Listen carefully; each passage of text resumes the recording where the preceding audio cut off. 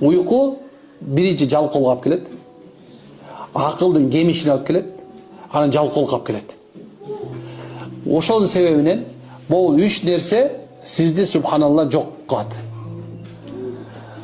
Мына uyku башталышы бул үч оорусу. Бул адамдар эч качан ийгиликке жетпейт. Пайгамбарыбыз болсо эрте туруп, эрте жатканды жакшы көргөн. Пайгамбарыбыз эрте тургандарга береке бер деп айткан. Мен үммөтүмдүн таңына береке бер деп дуа кылган пайгамбарыбыз. Эрте турган адамда береке бар. Эрте турган адам береке. Анан эрте жатканда береке бар.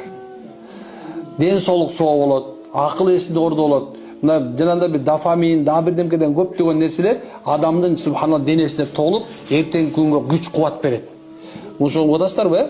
Демек, мынекен ушул нерседен колдон келсе тыйылыңыздар. Колдон келсе субханалла. Эми мындан кантип чыгабыз десе,